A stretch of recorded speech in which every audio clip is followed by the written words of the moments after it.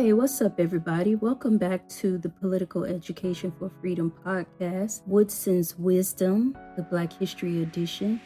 I'm your host, Nitra, and today we're unpacking a chapter of the Civil War that's often left in the shadows, the story of the Contraband Camps, where the journey from bondage to freedom began for many enslaved individuals. So contraband camps for the formerly enslaved were the first steps out of slavery. This was people taking their freedom into their own hands and laying the groundwork for what was to come. It's a testament to the strength and determination of those who refused to be defined by bondage. Just think they just ran for their life to find freedom, and now you're helping to build a mini society. From Mississippi to DC, these camps were alive with the spirit of resilience and community. The Civil War was a period marked by conflict and transformation, but also promise for freedom. Well, at least free from chains. As Union armies advanced, enslaved people seized the chaos as an opening to take freedom by smashing cotton gins, fleeing their plantations to find refuge behind Union lines. So who kicked off these contraband camps? The term contraband was coined in 1861 when General Benjamin Butler at Fort Monroe, Virginia, refused to return escaped slaves to Confederate owners, declaring them contraband of war. The act set a precedent, and soon thousands sought the sanctuary of Union camps, giving rise to the term contraband camps. So the enslaved people were fleeing from Confederate forces who were constructing artillery positions nearby. The fort's commander, General Benjamin Butler, was faced with a dilemma when Confederate envoys demanded their return under the Fugitive Slave Act. Of course, we know the Fugitive Slave Act was if a slave escaped and went north where slavery was outlawed, the owner could go into northern states and retrieve their property, quote unquote property. Before the Fugitive Slave Act, the southern states could not travel into other parts that were considered free territory. So you had people who escaped from slavery and went up north, and they were now free, right? So once you reached that territory, you are no longer a slave. You were considered quote unquote free. Well, when the Fugitive Slave Act was ratified through Congress, that gave the South, the southern states, the right to now travel up north to go retrieve their property or get their slaves. And so this was a step backwards for some enslaved people who escaped and was free in the northern states. What you noticed at that time was then the enslaved people that was in the north, well, they started going further north. And that's why you have different settlements in places like Canada. So it wasn't just one person's idea, but we do have to give most credit to the General Benjamin Butler. So in 1861, when those three enslaved people ran to his fort, he called them contraband of war. Now, that meant they weren't going back to the Confederates. It was a huge deal, and it set the stage for what was to come. This was a bold reinterpretation of the law when Butler declared the men contraband of war. This meant that just as the Union Army would not return captured enemy horses or cannons to the Confederates, so too they would not return enslaved people to rebel slaveholders.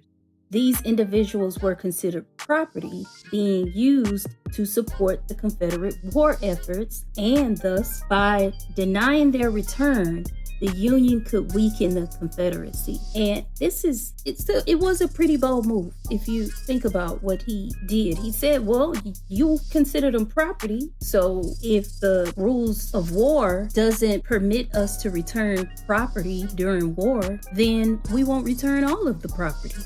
You know, what you would consider property. So that was a real big deal.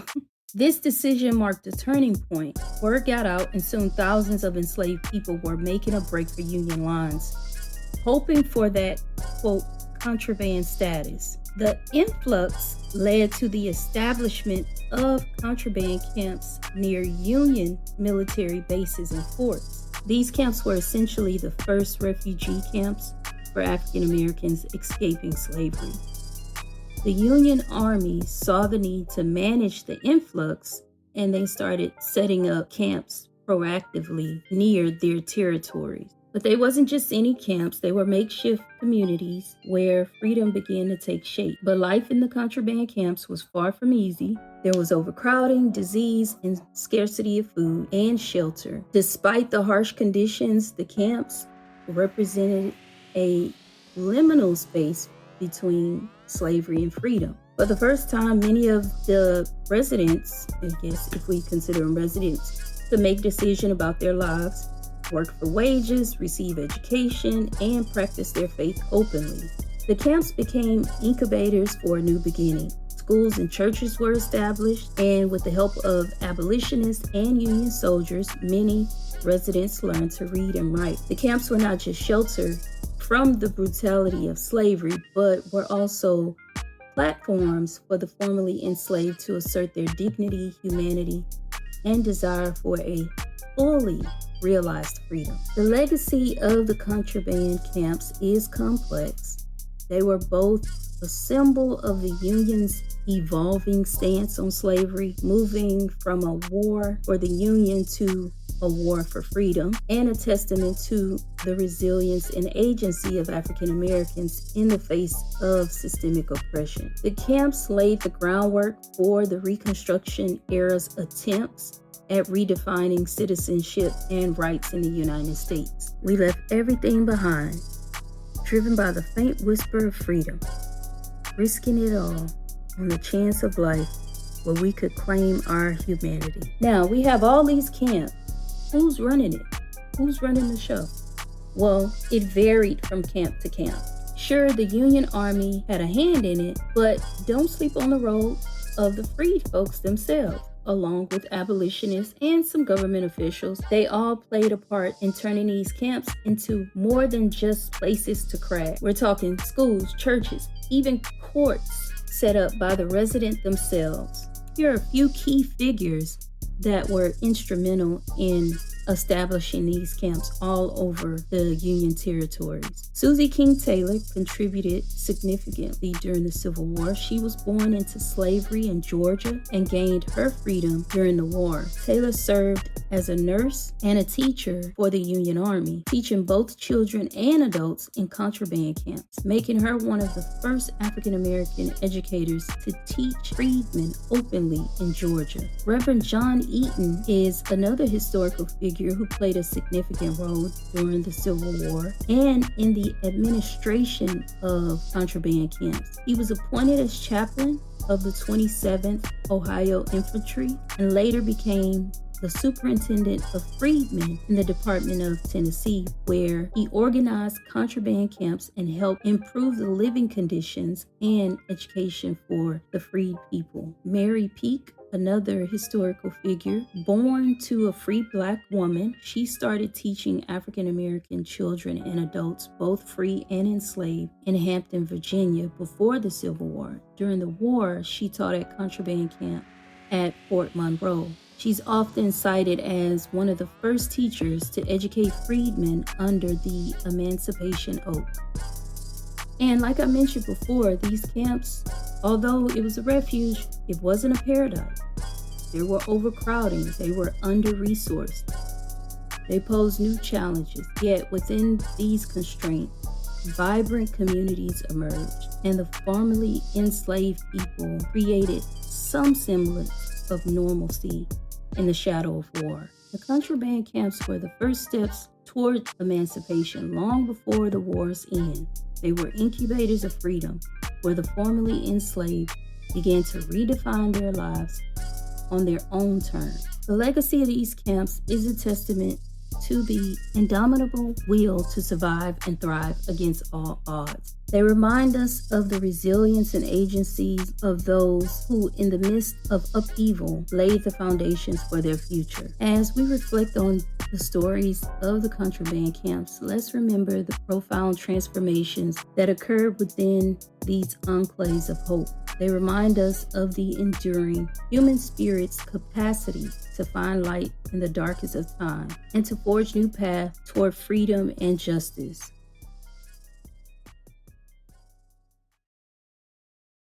All right, fam, it's time for the real talk part of the show. Welcome to America is Racist. This is where we keep it 100 on Woodson's wisdom, breaking down the hard truths and the raw history that shaped our streets and our lives. We're not just spinning tales, we're laying down the facts, getting to the core of the real, ripping back the layers, finding out the why behind the what. So let's break it down and chart our path forward together. We're shining a light on the dark side of history, those moments when the worst of white society left a mark on our history. A reminder of the struggles we stood up against and the strength we carry. In today's America is Racist slice on Woodson's wisdom, we're shining a light on a chilling chapter from February 17, 1947. Willie Earl, a young black man of just 24, found himself behind bars in South Carolina accused of assaulting a white taxi driver. But justice never had a chance. A mob fueled by hate and made up of mostly taxi drivers, dragged Earl from his cell, took him down a lonely road near Greenville, and unleashed a storm of violence that ended his life. Here's the twist. After the incident, out of 31, 26 men didn't just admit to the crime, they laid it all out. But when the trial rolled around, the courtroom turned into a mockery of justice. The judge kept race off the table. The accused turned the proceedings into a joke, and the defense attorney went as far as to call Earl a, quote, mad dog that needed putting down, to the laughter of a courtroom packed with white faces. Despite confessions clear as day, an all-white jury let every single defendant walk free, a decision celebrated by some as a step forward in race relations in the South, citing the trial as progress in Southern race relations. Quote, this was the first time that South Carolina has brought mass murder charges against alleged lynchers. This jury acquitted them. If there should be another case, perhaps we may get a mistrial with a hung jury. Eventually, the South may return convictions. Imagine that. And when Willie Earl's mother tried to claim compensation for the lynching, she hit a wall of denial, the acquittals erasing any, quote, proof of the lynching in the eyes of the law. In 2010, a marker now stands near where Willie Earl met his tragic end, a permanent reminder of a life cut short and a system that failed him entirely. And that's it on today's America is Racist segment. We've laid it all out on the table, keeping it real and raw, just how we do it here on Woodson's Wisdom. It's all about understanding our past to navigate our future. We've got to know where we've been to figure out where we're going. Thanks for getting deep with us, for listening, and for being part of the change. And don't leave just yet. Stick around for this episode's book suggestion, dropping knowledge and inspiration for all ages. Plus, we've got more gems coming your way on Woodson's Wisdom from the Political Education for Freedom podcast, Black History Edition.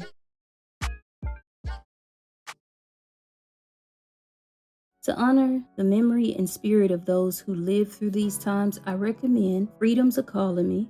It's a book by Ntozake Shange illustrated by Rod Brown. This collection of poems, paired with powerful artwork, captures the essence of the African American journey to freedom, echoing the voices and experiences of those who found refuge in the contraband camp. So that's the deal on contraband camps. Places of struggle for sure, but also of incredible strength and community building. This is Woodson's Wisdom, where we keep it real about our past and draw inspiration from those who paved the way. Thank you for joining us on Woodson's Wisdom. Let's carry forward the stories of resilience and hope from our past, drawing inspiration from them to build a more just and compassionate future. Keep the legacy alive and stay rooted in wisdom. Peace.